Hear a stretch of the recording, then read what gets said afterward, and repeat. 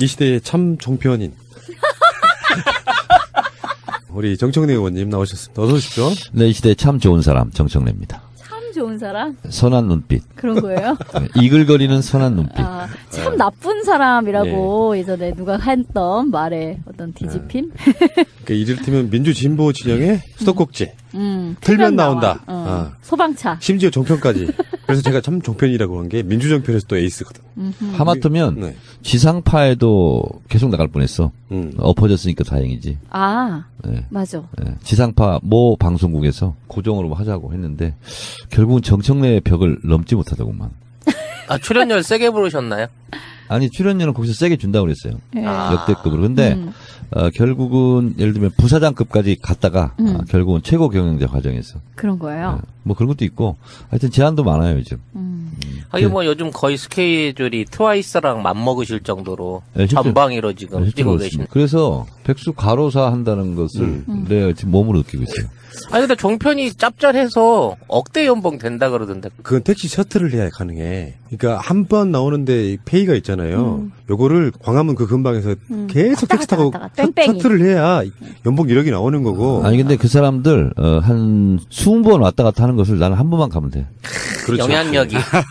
생계형 시사평론가들은 페이가 좀 작고요. 유력한 정치인들은 협상을 통해 가지고 얼마 줄 건지도 이야기해야 되는 거죠. 그러니까 그냥 고정이 아니고 그냥 왔다 갔다 하는 거하고 그냥 이렇게 정식 프로그램의 간판으로 나가는 거 그건 좀 달라요. 아, 그렇죠. 예. 네, 그거 뭐 이제 클래스가 다르다. 네. 클래스가 다르요 클래스. 고정이냐 뭐 이런 거. 그렇습니다. 종편 출연 거부로 유명하신 분이었고 종편을 나갈까 말까 하다가 도저히 안 되겠던 모양이죠. 이건 약간 오해가 있는데요. 네. MBN은 제가 원래 나갔어요. 그래서 19대 국회에 들어가자마자 다른 데는 안 나가고 이제 MBN만 나갔어요. YTN, MBN은 원래 보도 채널로 있었잖아요. 그렇죠. 그리고 조종동 종편이 새롭게 나온 거고. 그래서 이제 MBN은 거의 반고정으로 1주에 한 번, 2주에 한 번씩 나갔어요. 그런데 이제 방송 끝나고 나오면 이제 차 타고 오면 조종동 종편에서 꼭 전화가 와요. PD 작가들이. 아니 거기도 종편인데 거기는 나가고 왜 우리 조종동은 안 나와요? 그럼 이제 제가 내 맘이야. 그럼 이제 끊어요. 그래서 이제 수없이 러브콜을 많이 받았어요, 사실은. 근데 조종동은 안 나갔었고 손석희 사장 뉴스룸 시작하자마자 제가 두 번째 게스트였어요. 첫 번째가 안철수.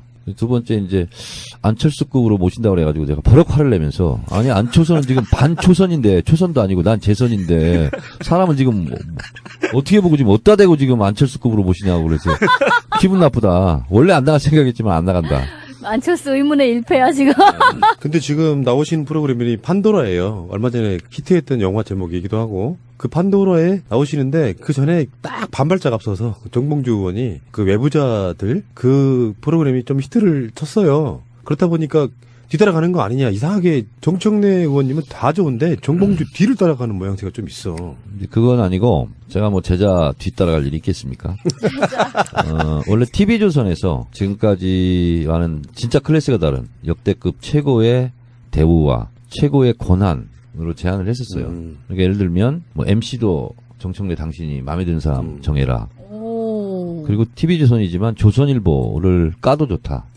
편집하지 않겠다. 그리고 그 밖에 다른 여러 가지 것들도 그거 보고 이제 프리핸드라고 그러죠. 저한테 다 주겠다고 했는데 제가 거절했죠. 왜요? TV조선은 안 나가겠다. 좀 그런데 그렇긴 하다. 그래서 저는 이제 사실은 이제 나가지는 않겠지만 그래도 요즘 시대의 흐름과 대중의 흐름 이런 게 있잖아요. 근데 그걸 한번 물어보고자 페이스북, 트위터 뭐 몇 개 게시판에 올렸어요. 근데 저는 깜짝 놀랐습니다. 역시 세상은 바뀌고 있고 고정 불변한 가치는 없다. 이런 생각을 했는데 60%가 나가래요. 60%가. 그리고 결과적으로는 그래도 안 나가겠다. 그랬더니 저한테 이제 원망하는 쪽지가 많이 왔어요. 정청래 의원의 소신과 그 의지는 충분히 높이 평가하나 본인이 흙탕물 안 묻히겠다는 거 아니냐. 정권 교체를 위해서라면 좀 흙탕물도 묻히고 본진에 가서 싸워서 이기고 돌아와야지. 너무 본인이 고고한 척 하는 거 아니냐. 오히려 저한테 막 원망하는 이런 게 많았어요. 근데 평양 감사도 자기가 싫으면 못하는 거고 뭐 가슴이 시키지 않으면 못하는 거죠. 그리고 그런 상태에서 나가서는 좋은 방송을 할 수가 없고. 근데 저를 알고 있는 저 주변의 오피니언 리더들은 100% 다 나가라고 그랬습니다. 예를 들면 뭐 손혜원 의원부터 기왕 나가려면 TV조선에 나가야 된다. 김어준 총수도 그러고 이동영 작가도 그러고. 적의 본진을. 네, 본진을 타격하고 네. 거기 나가서 본진에 가서 가장 큰 폭발음을 낼 수 있는 사람은 정청래가 유일하다. 그래서 나가야 된다. 그래서 참 고민도 좀 했어요, 사실은. 왜냐하면 이렇게 많은 사람들이 원하는데 내 그까지 자존심, 소신이 뭐 중요하냐, 정권 교체가 더 중요하지 않냐, 그런 생각을 잠시 하긴 했어요. 근데 저희 집사람이 남자가 말이야 한번 안 나가려고 했으면 나가지 말아야지, 그렇게 얘기하더라고요. 근데 저는 좋아 보입니다. 같이 이야기해야 될 대상이 아예 안 나오면요, 실체가 없는 대상에 대해서 막 가게 돼 있는데, 이제 민주 진보 쪽 사람들이 정편에 나가기 시작하잖아요. 그러면 사람이 하는 이상, 사실 정청래가 MBN에서 굉장히 확고하게 자리를 잡는다고 하면 MBN은 정청래를 심하게 깔 수가 없어요. 그런 방식으로 뭔가 인맥 관계에 있어서의 그런 일종의 보이지 않는 카르텔을 만들어주면 실제로 도움이 됩니다. 그러니까 좀 다른 각도인지 모르겠지만 두 가지가 이제 사실은 저도 사람인지라 좀 생각을 하게 되잖아요. 하나는 어쨌든 조선일보 영향력이 대단한 거 아닙니까? TV조선에 대해 나가면 그동안 저를 막 이렇게 욕하고 막 이렇게 했던 것은 좀 덜하지 않을까. 솔직히 그렇지 않습니까? 그런 게 하나 있고, 또 하나는 진짜 이거는 이래서는 안 되겠다고 이렇게 결심의 종점을 찍은 게 뭐냐면 3월에 종편 제어가 심사 있지 않습니까?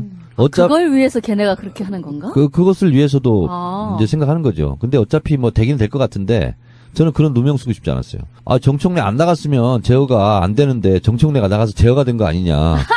이런 오해를 받을 수도 있잖아. 아니, 너무 자기를 중심으로 막 지구가 돌고 막 이런 거 아니에요, 지금? 아니, 우주 행성이 네. 저의 머리 회전 속도하고 같은 속도로 지금 움직이고 있어요. 어떡해. 아니, 근데 좀 아쉽기는 해요. 왜냐면 저는 뭐 TV를 꽤 많이 보는 입장에서 솔직히 TV조선에 요즘 뭐 강적들? 뭐 안 볼 수 없어서 가끔씩 봐요. 무슨 관계가 있으면. 근데 너무 재미가 없고, 거기 패널들의 어떤 그 입담의 수준이 좀 떨어지는 거라.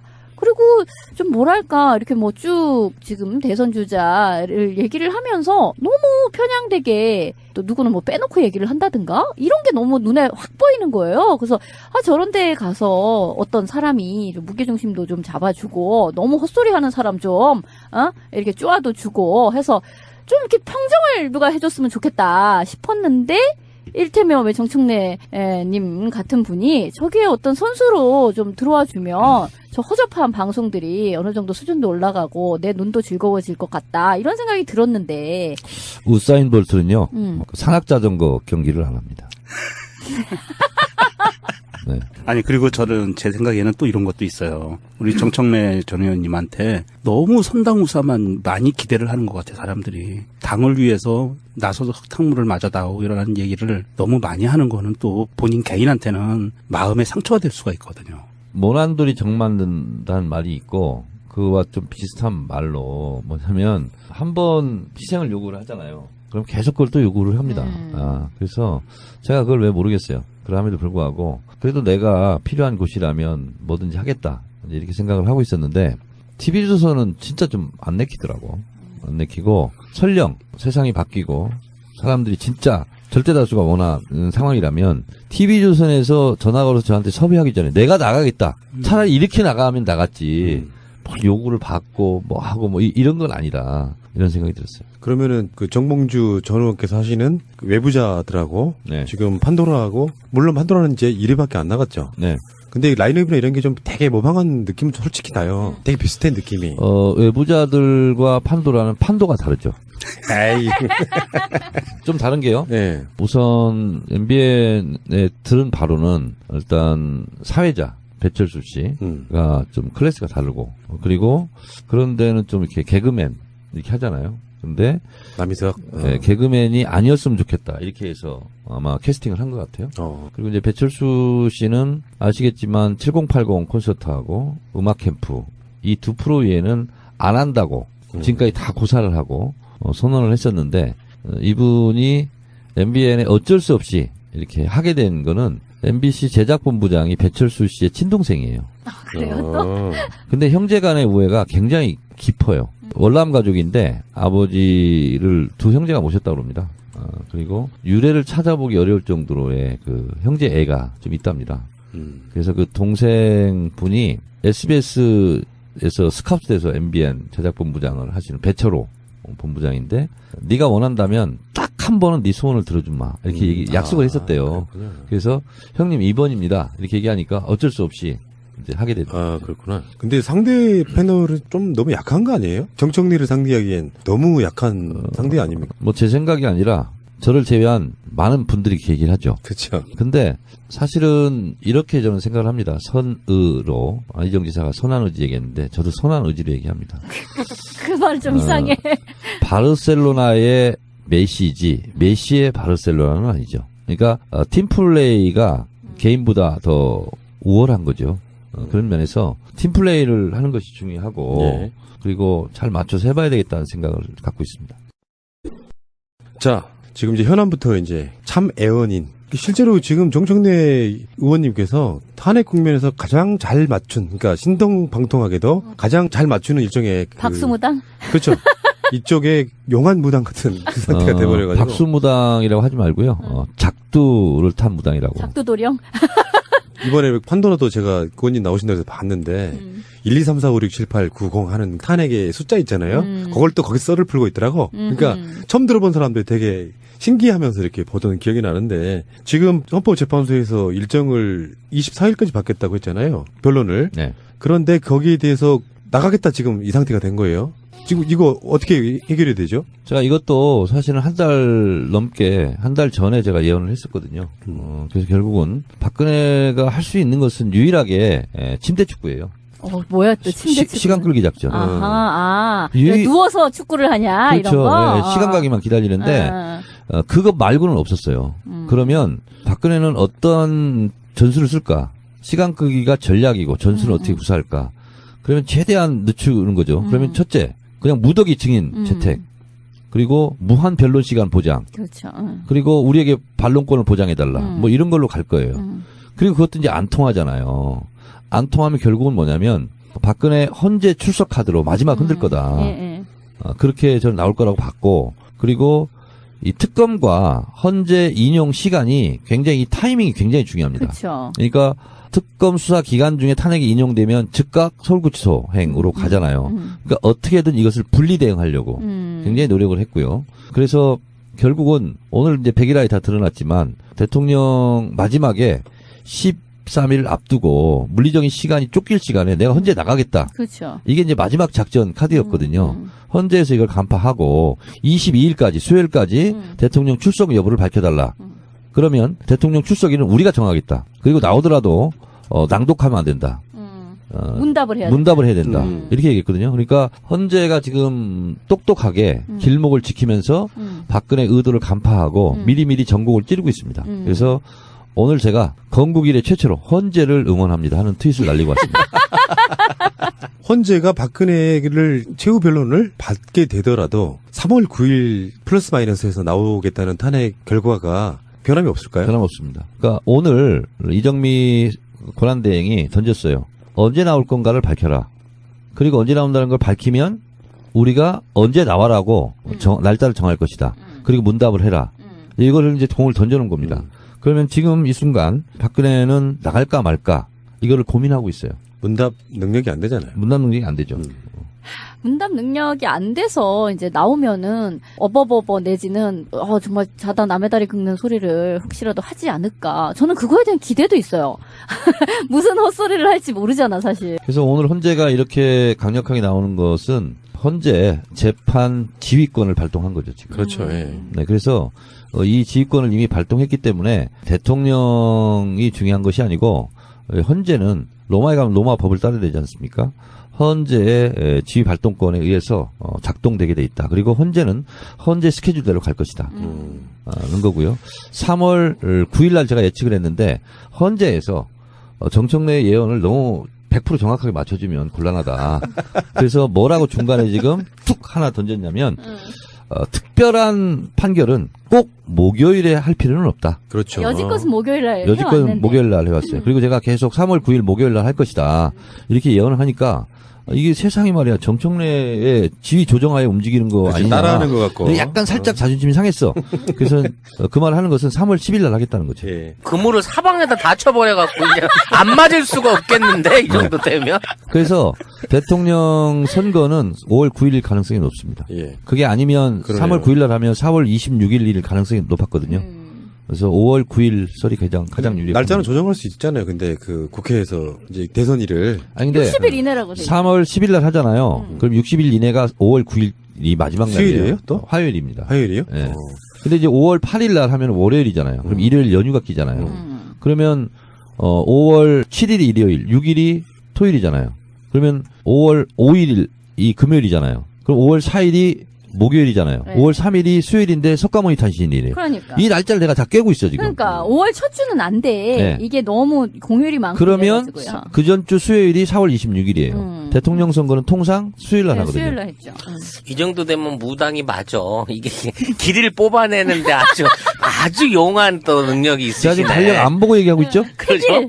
그러니까 직업적으로 국회의원을 잘못 택한 거예요. 국회의원으로 있을 때는 그 신기가 안 나오는데 국회의원이 그만두고 나니까 영빨을 너무 막 영험해 지금. 아니 근데 문제는 뭐냐면 네. 남의 일, 국가 대사 뭐 이런 걸 잘 보는데 정작 제 운명은 못 봤어요. 그러니까 그게 원래 문제야. 원래 그래서 그런 거야. 컷오프가 된 거예요. 원래 저도 저에 작두구령. 대해서 예언도 하고 나를 뒤돌아보고 했어야 되는데 그러지 못했어요. 그게 신을 모시는 사람의 운명이에요. 맞아요. 어떤 분도 자기 운명을 이렇게 네. 개척하지 못하고요. 두 번째 질문 그러면은 지금 우병우 구속영장 청구가 돼 있는 상태란 말이에요. 생소한 우리가 녹음하는 이 날만큼은 아직 결과가 안 나왔는데 우병우 구속영장이 기각되겠습니까? 아니면은 그게 받아들여지겠습니까? 100% 발부됩니다. 우병우 구속된다. 100%. 예. 그 왜냐면 첫 번째 이유는 뭐냐면 특검이 2달 전에 출범했을 때 특검의 최종 목표는 뭐냐? 세 사람을 잡아야 된다. 이재용, 김기춘, 우병우. 예. 이제 트리플 악셀 들어간 진짜로 거야? 그랬어요. 예. 2달 전에 트윗을 그렇게 했습니다. 특검은 그래야 성과를 냈다고 말할 수 있을 것이며 자신들의 학습 목표구나. 예. 박수를 받을 것이다. 예, 예. 그래서 제가 그 구속되는 순서까지 그때 순서대로 섰습니다. 아하. 김기춘, 이재용, 우병우. 우병우는 맨 마지막에 할 것이다. 이렇게 영험하신. 그러시면은 5년 후에 현재 지지율 1위는 누구겠습니까? 아마 5년 후에요? 그러니까 딱 5년 후에 이 시점에 지지율 1위는 누구가 될 것 같습니까? 정청래. 나가시는구나. 정청래죠. 네. 뭐 그렇다 치고. 이거 농담 아니시죠? 대선 출마할 생각이 있으신 거죠? 아니 저는 하여튼 그렇게 지금 왔어요. 그렇구나. 영빨이.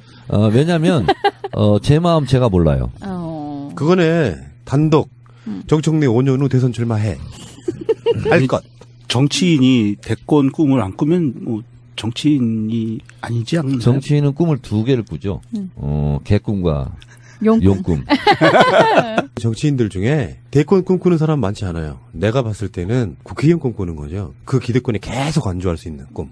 맞죠? 대략. 근데 청래형 정도면 용꿈을 한번 꿔볼 만한 그런 어떤 야심? 포부? 이런 게 있으신 분이잖아요. 아니 근데 그거는 이런 거죠. 일국의 국가 원수는요.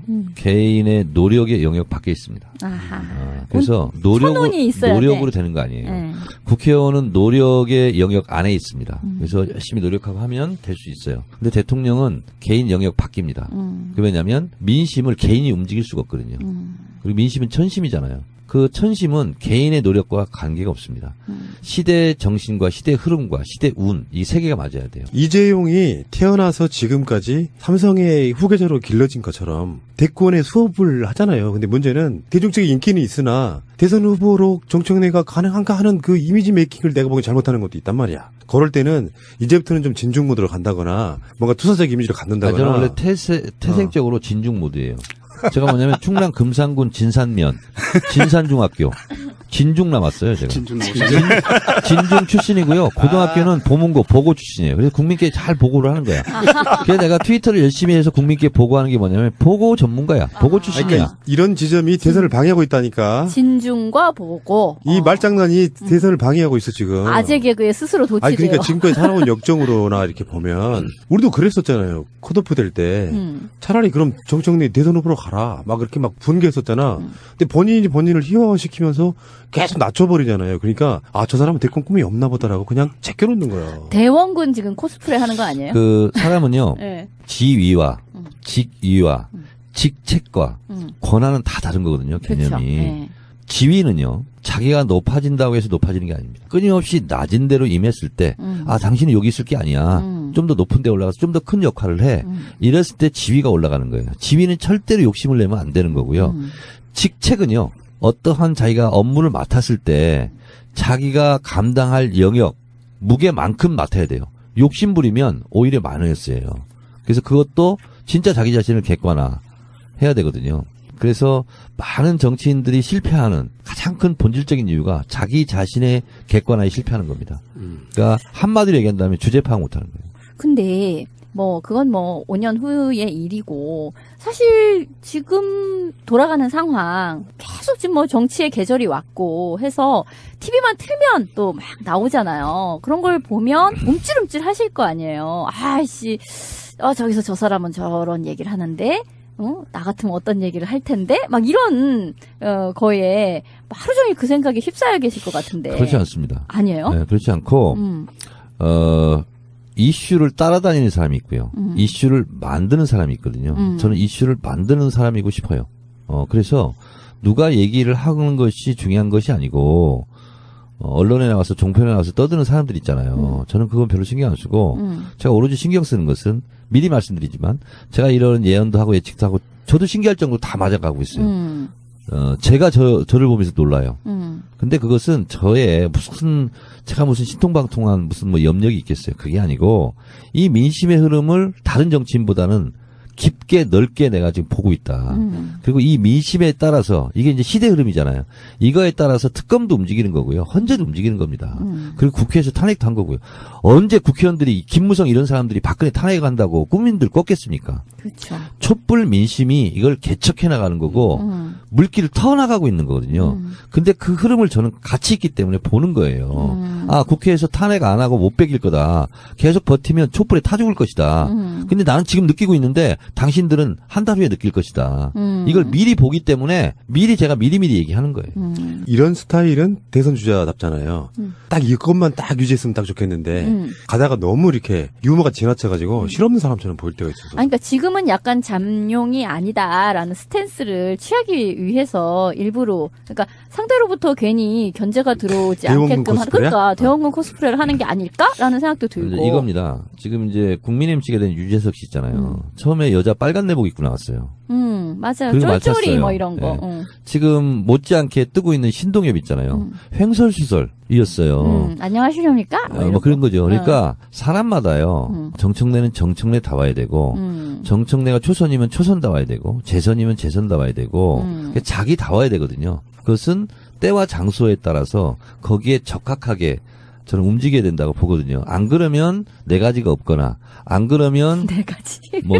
주변 머리가 없거나 이렇게 되거든요. 그래서 절대로 어떤 선과 오바를 하면 안 될 것 같아요. 근데 지금 어쨌든 캠프에 들어가신 거예요? 그런 건 아닙니다. 아니에요? 네. 뭐 직책 맞지 않으셨어요? 요청을 받은 건 사실입니다. 아니 소락 안 하신 거예요? 약간 미묘한 문제가 있어서 아직 좀 정리되지 않은 문제가 좀 또 있어요. 뭐 이렇게 튕기고 계세요. 아니 저 같은 이제 거물급들은 뭔가 좀 있겠지. 몸값을 올려야죠. 아하. 좀 방송에서 말씀드리기 좀 약간 껄쩍지근한 그런 내용이 좀 이제 있어요. 혹시 민주정 편들 보신 적 있어요? 라이브로 나가는데 목요일 날 저녁 9시에 정청래 정치쇼인가요? 네. 그 프로그램을 봤는데요. 나는 그런 프로그램 포맷 되게 좋던데. 방송 중간에 소세지하고 음료수 사오라고 시켜요. 그러니까 아니, 실제로 배가 고파요 그때. 그러니까 우리 같은 사람들은 이제 기본적으로 방송쟁이라서 이렇게 그렇게 흐트러진 모습은 짜투리나 보여주는 게 기본인데 생방송에서 과감 없이 보여주니까 나는 그 자유로움이 너무 좋은 거예요. 근데 또 정치의 엄숙함을 굉장히 중요하게 생각하는 시청자나 이런 분들은 또 왜 방송을 그렇게 하냐고 또 댓글을 달고 어떻게 생각하세요? 일부러 그런 컨셉 잡으신 거죠? 컨셉 자체가 무대본, 대본이 없어요. 무준비. 그리고 언제 끝날지 시간을 정해놓지 않았어요. 무종점. 그래서 그냥 제가 생각나는 대로 그냥 아무거나 그냥 하는 거예요. 그러니까 보통 준비하고 막 그러잖아요. 근데 가뜩이나 지금 바빠 죽겠는데 뭐 준비할 시간도 없고 그리고 준비할 필요도 없고 왜냐하면 눈 떠 있는 시간이 준비하는 거거든요. 그러니까 그 라디오 최유라 씨 있잖아요. 최유라 씨하고 한번 제가 초청해서 제가 식사를 한번 모신 적이 있는데 이분은 대본을 한 번도 읽지 않는답니다. 지금까지. 라디오 시대? 라디오 시대. 아. 그리고 방송 시작 5분 전에 간답니다. 그리고 대본을 절대 안 읽는데요. 한 번 읽으면 감동이 덜하대요. 첫 번째 딱 읽고 눈물 나면 우는 거고 웃기면 웃는 거고 그런 건데 한번 읽고 나면 그게 이제 연기가 약간 들어가야 된다는 거예요. 그러면 방송을 어떻게 이렇게 잘하냐고 준비도 없이 그랬더니 이분은 가정부가 없고 운전기사도 없고 생활을 자기가 다 하는 거예요. 아이 학원 가 있으면 픽업하러 가 있고 은행 가고 시장 가고 이런 걸 다 한다는 거예요. 그것이 준비라는 거예요. 그러니까 저도 마찬가지로 뭐 어쨌든 지금 제가 정치 쇼인데 정치 이야기를 해야 되는데 그걸 미리 그걸 위해서 준비하고 그런 게 아니라 24시간 동안 그렇죠. 잠자는 시간 이외에는 다 그걸 고민하고 또 생활 정치인이시구나. 그렇습니다. 그러니까 준비할 필요가 없는 거죠. 그게 준비 안 하는 게 컨셉이면은 그만큼 또 재미가 또 따라와요. 우리 또 왜 인터뷰들 아까도 전 인터뷰 하신 분 미리 막 인터뷰 시작기는 뭔 이야기를 하려고 해요.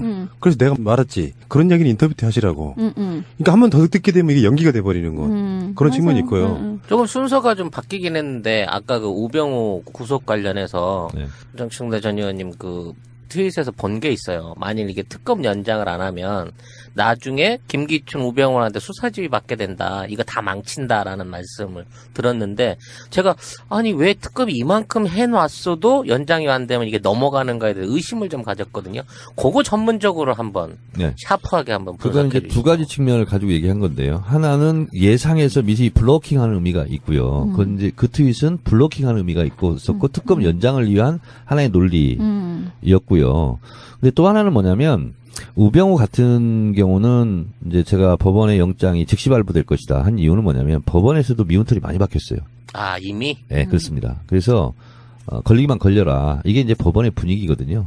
그래서 바로 그건 영장이 발부가 될 것이고 그리고 우병우는 특검에서도 건들지 못할 거다. 이렇게 예상을 했었고 그다음에 이재용이나 김기춘이나 다 마찬가지였어요.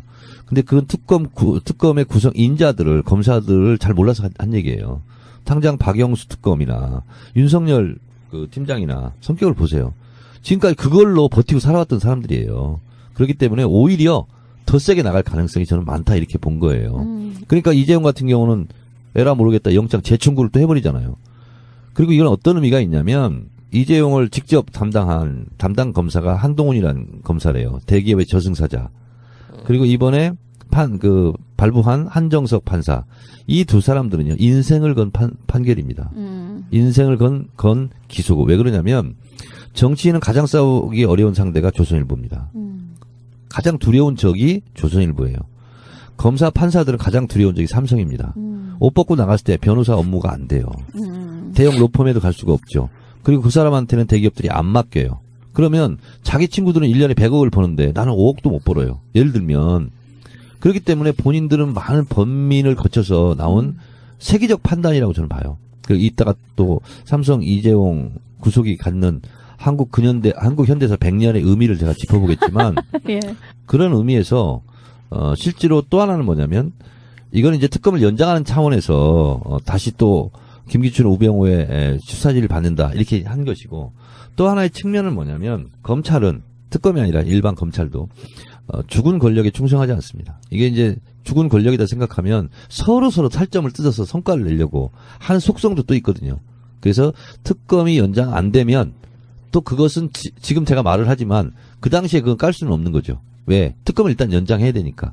그렇게 한 거거든요. 연장은 되는 걸로 지금 어떻게 전망하고 계신 건가요? 연장은 황교안 박근혜 입장에서는 죽어도 하고 싶지 않죠. 근데 국회 차원에서 뭐 할 수가 있는 게 있잖아요. 이제 국회에서는 이제 법.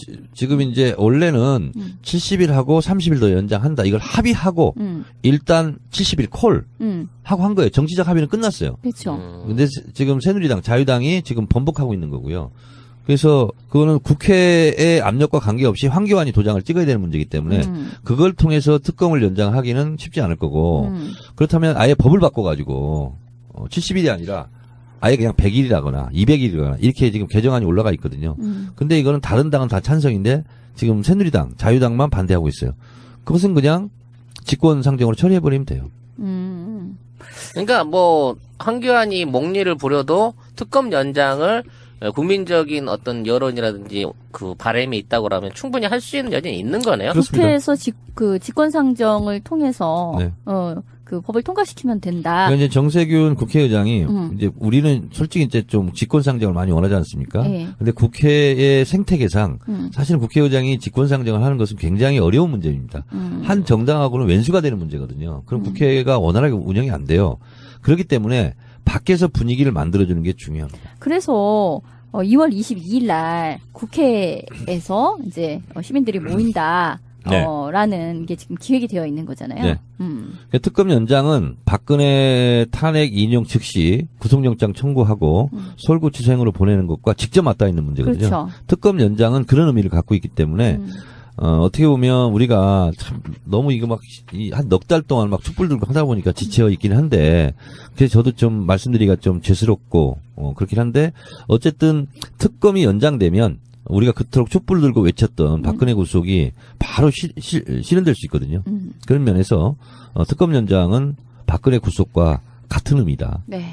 대선 이야기를 뭐 안 할 수가 없는데 요즘 정충래님 그 트윗을 보면 아주 그냥 막 연기가 나는 정도예요. 막 불이 막 활활 타는 느낌인데 어쨌든 지금 타겟은 안희정 후보에게 맞춰져 있다는 생각이 들고 타겟은 정권 교체. 물론 그렇죠. 민주정부 수립.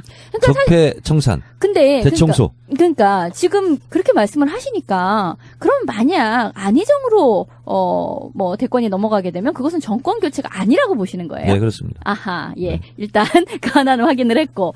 근데 이제 안희정에게 이제 이렇게 이야기하는 것이 굉장히 수위가 높아요. 뭐 그때 대연정 관련된 이야기가 나왔을 때도 네가 지금 얘기하는 게 협치냐 아니면 정말로 대연정이냐 이제 그렇게 묻고 근데 자꾸 이제 좀 비스무리하게 딴소리를 하니까 너는 지금 대연정을 얘기해놓고 자꾸 협치로 물타기를 하지 마라 이제 이런 말씀도 하신 거고요.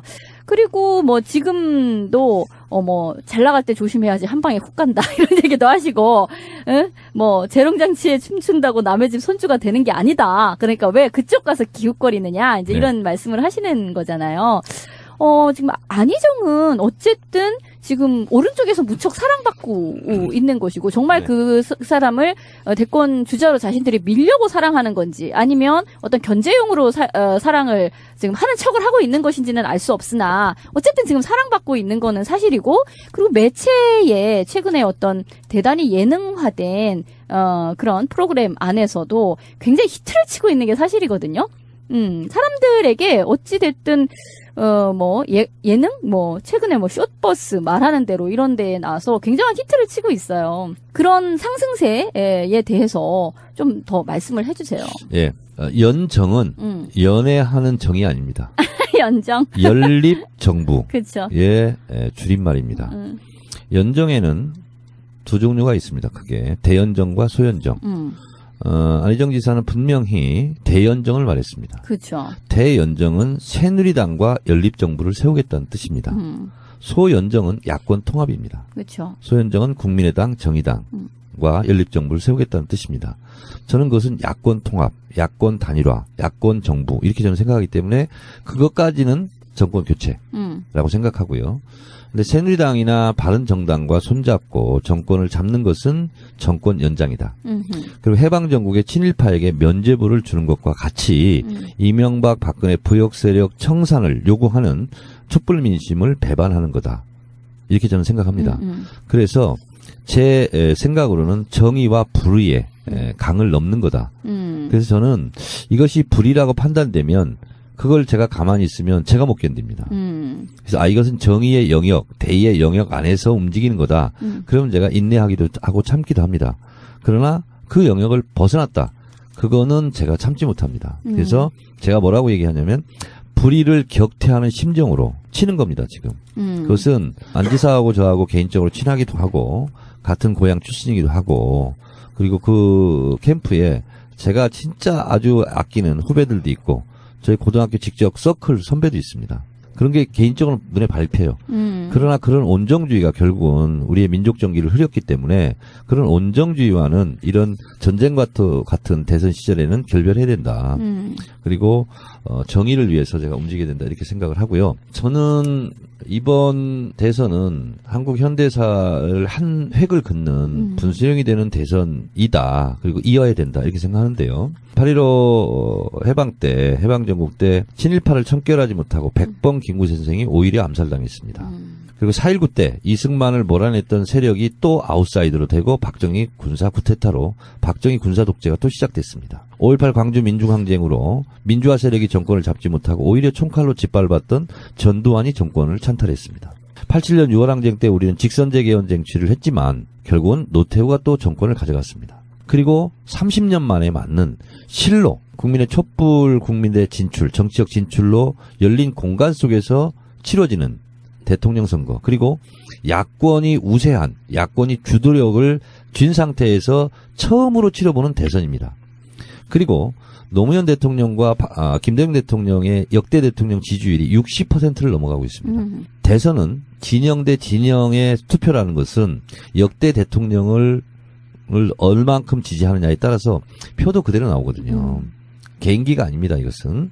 그런 면에서 본다면 역으로 기울어진 운동장이 됐거든요. 우리 세력이 더 지금 득세하고 있고 유리한, 최대로 기세차게 유리한. 하고 있는데 뭐가 아쉬워서 반대 진영 가서 척결 대상한테 가서 분발하고 연지곤지 찍고 빨주노초 파남보 무지개빛 색동적으로 입고 재롱잔치 하냐는 거죠.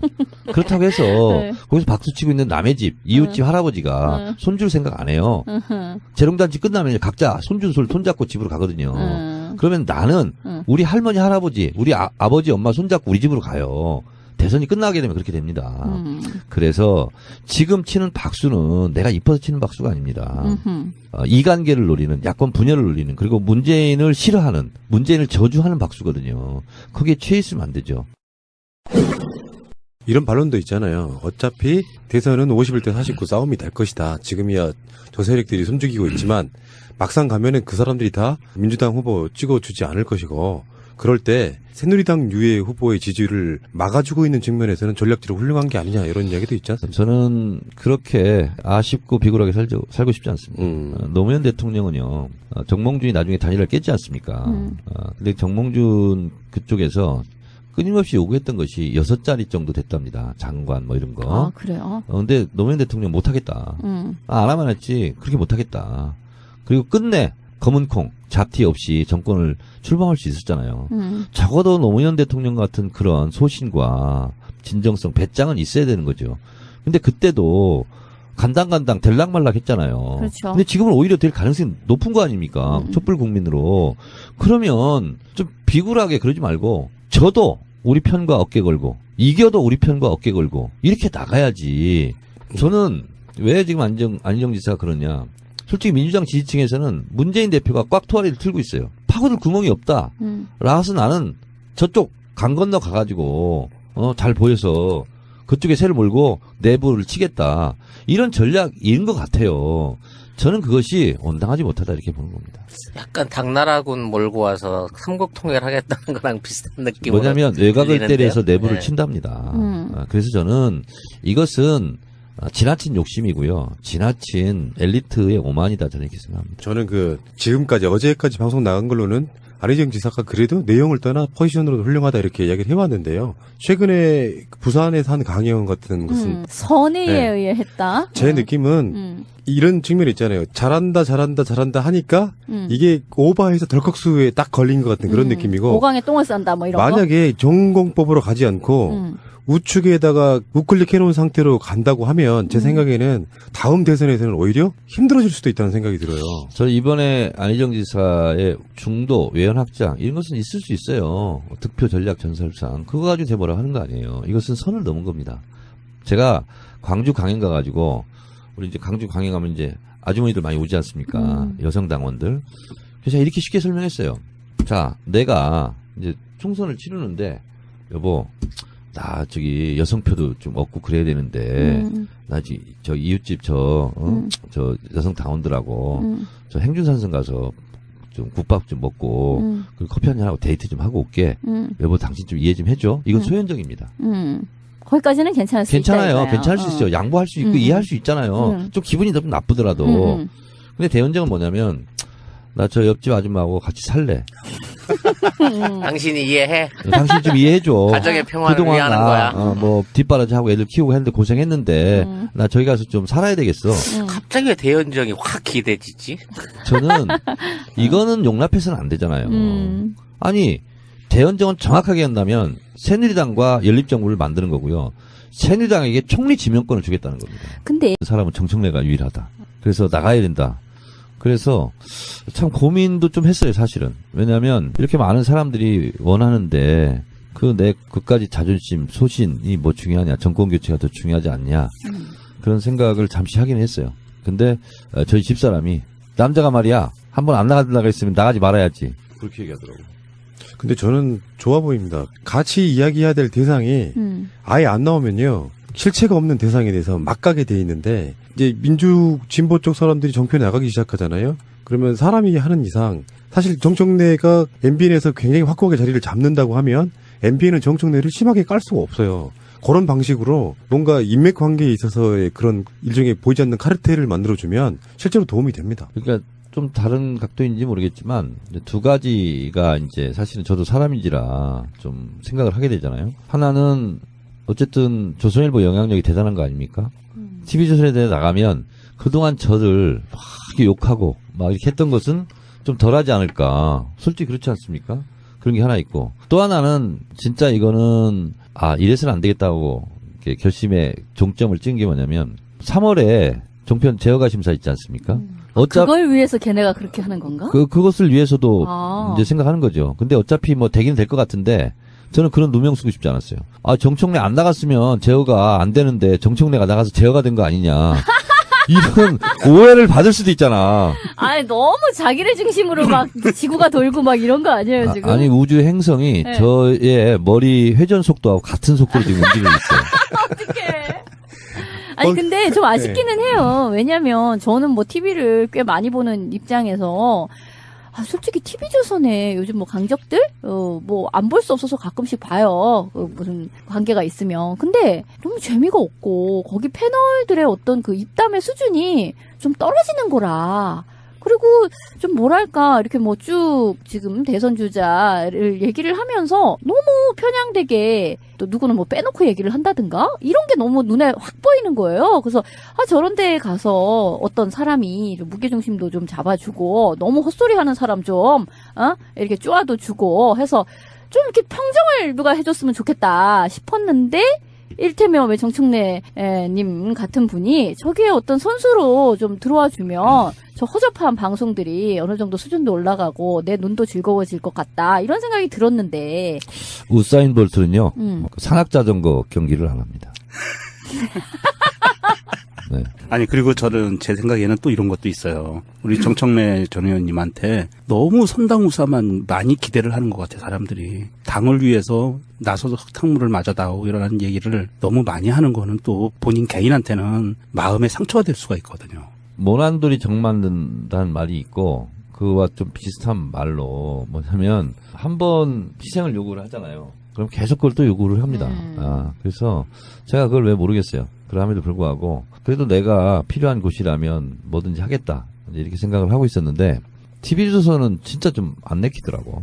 안 내키고 설령 세상이 바뀌고 사람들이 진짜 절대다수가 원하는 상황이라면 TV조선에서 전화 걸어서 저한테 섭외하기 전에 내가 나가겠다. 차라리 이렇게 나가면 나갔지. 뭐 요구를 받고 뭐 하고 뭐 이런 건 아니다. 이런 생각이 들었어요. 그러면은 그 정봉주 전 의원께서 하시는 그 외부자들하고 네. 지금 판도라하고 물론 판도라는 이제 1회밖에 안 나갔죠. 네. 근데 라인업이나 이런 게 좀 되게 모방한 느낌은 솔직히 나요. 되게 비슷해 느낌이. 외부자들과 판도라는 판도가 다르죠. 에이. 좀 다른 게요. 네. 우선 MBN에 들은 바로는 일단 사회자 배철수 씨가 좀 클래스가 다르고 그리고 그런 데는 좀 이렇게 개그맨 이렇게 하잖아요. 근데 남희석 네, 개그맨이 아니었으면 좋겠다 이렇게 해서 아마 캐스팅을 한 것 같아요. 그리고 이제 배철수 씨는 아시겠지만 7080 콘서트하고 음악 캠프 이 두 프로에는 안 한다고 지금까지 다 고사를 하고 선언을 했었는데 이분이 MBN에 어쩔 수 없이 이렇게 하게 된 거는 MBC 제작본부장이 배철수 씨의 친동생이에요. 그래요 또? 근데 형제간의 우애가 굉장히 깊어요. 월남 가족인데 아버지를 두 형제가 모셨다고 합니다. 그리고 유래를 찾아보기 어려울 정도로의 그 형제 애가 좀 있답니다. 그래서 그 동생분이 SBS에서 스카우트돼서 MBN 제작본부장을 하시는 배철호 본부장인데 네가 원한다면 딱 한 번은 네 소원을 들어주마 이렇게 약속을 했었대요. 그렇구나. 그래서 형님 2번입니다 이렇게 얘기하니까 어쩔 수 없이 이제 하게 됐죠. 아, 그렇구나. 근데 상대 패널 첫 번째가 안철수. 두 번째 이제 안철수급으로 모신다고 그래가지고 제가 버럭 화를 내면서 아니 안초선은 지금 반초선인데 초선도 아니고 난 재선인데 사람은 지금 뭐, 어떻게 보고 지금 어디다 대고 지금 안철수급으로 모시냐고 그래서 기분 나쁘다. 원래 안 나갈 생각했지만 안 나간다. 안철수 의문의 일패야 지금. 근데 지금 나오신 프로그램이 판도라예요. 얼마 전에 히트했던 영화 제목이기도 하고 그 판도라에 나오시는데 그 전에 딱 반발짝 앞서서 정봉주 의원이 그 외부자들 그 프로그램이 좀 히트를 쳤어요. 그렇다 보니까 뒤따라가는 거 아니냐. 이상하게 정청래 의원님은 다 좋은데 정봉주 뒤를 따라가는 모양새가 좀 있어. 그건 아니고 제가 뭐 제자 뒤따라갈 일이 있겠습니까? 원래 TV조선에서 지금까지와는 진짜 클래스가 다른 역대급 최고의 대우와 최고의 권한으로 제안을 했었어요. 그러니까 예를 들면 뭐 MC도 정청래 당신이 마음에 드는 사람 정해라. 오. 그리고 TV조선이지만 조선일보를 까도 좋다. 편집하지 않겠다. 그리고 그 밖에 다른 여러 가지 것들도 그거 보고 이제 프리핸드라고 그러죠. 저한테 다 주겠다고 했는데 제가 거절했죠. 왜요? TV조선은 안 나가겠다. 좀 그런데 그렇긴 하다. 그래서 저는 이제 사실은 이제 나가지는 않겠지만 그래도 요즘 시대의 흐름과 대중의 흐름 이런 게 있잖아요. 근데 그걸 한번 물어보고자 페이스북, 트위터 뭐 몇 개 게시판에 올렸어요. 근데 저는 깜짝 놀랐습니다. 역시 세상은 바뀌고 있고 고정 불변한 가치는 없다. 이런 생각을 했는데 60%가 나가래요. 60%가. 그리고 결과적으로는 그래도 안 나가겠다. 그랬더니 저한테 이제 원망하는 쪽지가 많이 왔어요. 정청래 의원의 소신과 그 의지는 충분히 높이 평가하나 본인이 흙탕물 안 묻히겠다는 거 아니냐. 정권 교체를 위해서라면 좀 흙탕물도 묻히고 본진에 가서 싸워서 이기고 돌아와야지. 너무 본인이 고고한 척 하는 거 아니냐. 오히려 저한테 막 원망하는 이런 게 많았어요. 근데 평양 감사도 자기가 싫으면 못하는 거고 뭐 가슴이 시키지 않으면 못하는 거죠. 그리고 그런 상태에서 나가서는 좋은 방송을 할 수가 없고.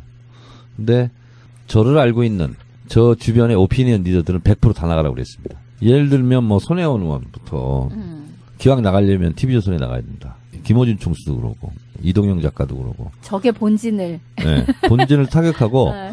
거기 나가서 본진에 가서 가장 큰 폭발음을 낼 수 있는 이 시대의 참 종편인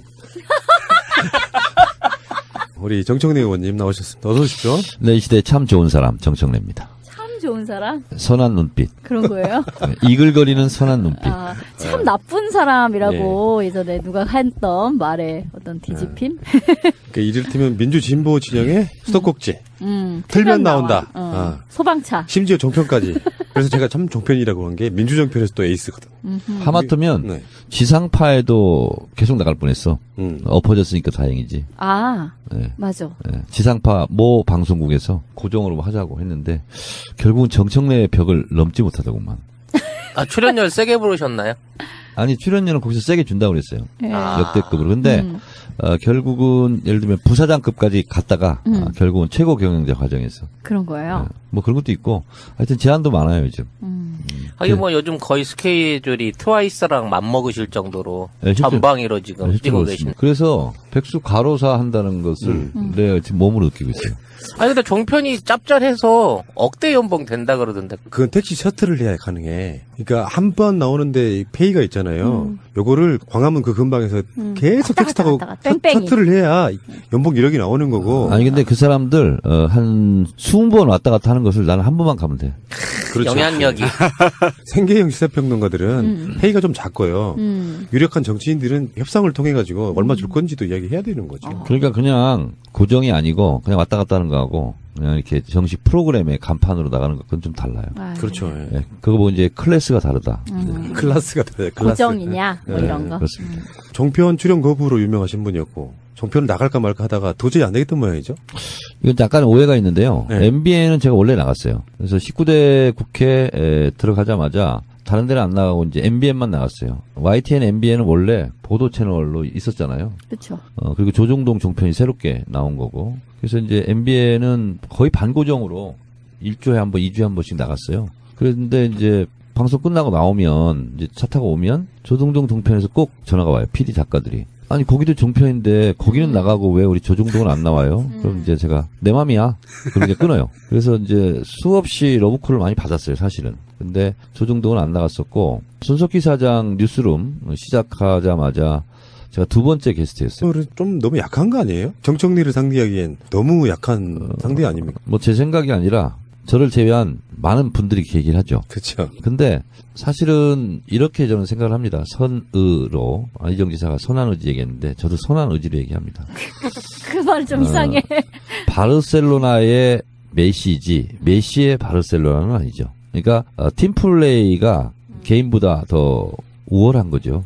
그런 면에서 팀플레이를 하는 것이 중요하고 예. 그리고 잘 맞춰서 해봐야 되겠다는 생각을 갖고 있습니다. 자, 지금 이제 현안부터 이제 참 애원인. 실제로 지금 정청래 의원님께서 탄핵 국면에서 가장 잘 맞춘, 그러니까 신통방통하게도 가장 잘 맞추는 일종의 박수무당? 그렇죠. 이쪽에 용한 무당 같은 그 상태가 돼버려가지고. 박수무당이라고 하지 말고요. 작두를 탄 무당이라고. 작두도령?